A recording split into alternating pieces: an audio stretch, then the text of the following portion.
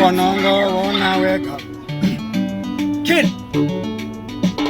vamwe vacho vakati uyo ibenzi saskamchima nonbvunza kana dikenzi anokodza kuti ndovapedzera nemasekenzi pakodacho ndati vaudze bauto ezvinonda kusunungura rangu bauti vaudze ngoma dzacho futi ndenge baundi vava vaindi ndotopfuura sauti vachatoita gauti vasawanze dauti kana ndakokwedza amaunti kana takushandisa akaunti varikuudza kuti mbeda akundike abatikende atangeke ichi chitateguru mbeda aiwa munhu ngoro ngoma unonzwa chindi ngondom zvinoreva kuti chi varipo pacape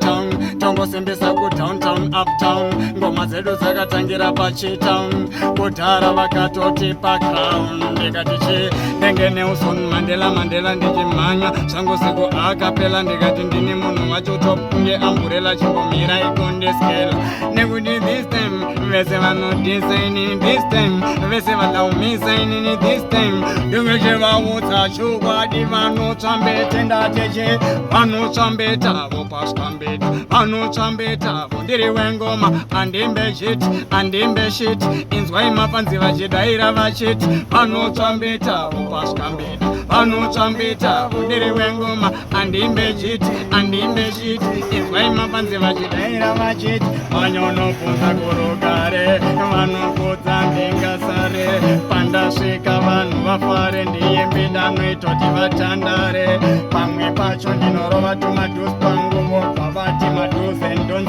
pamwe pacho ndazora zvangu vaselin makudhisa vachiti pons pamwe pacho ndakabata maus ivo vobva vamanyira marans pamwe pacho ndakutaura zimbabwe ivo vobva vanomhanya kuti muzanzi pamwe pacho ndakotaura chingwa ivo vomhanya vachiti mabhanzi pamwe ndachibashaina babakasa ivo chavo kungoti terigans asavazizivi kuti ndini munhu wacho nezaselebore vans vari kuziziva ndini mbeda wacho aiwa chanikushaya mukana ichansi vachaudza kuti nhasi uno mukomana uye atora mafans ndenge ndakubata kwese ndichiita kunge lebhori yanyu balance vachaudza kuti mbeda wacho ane matrix vachati bakans vachaudza kuti ndini ngoma dzacho ndobata mukada zvese tinoenda kwese mukada mese tinoenda tese mukada kundiudza zvese ndichakudzai ndozviziva zvese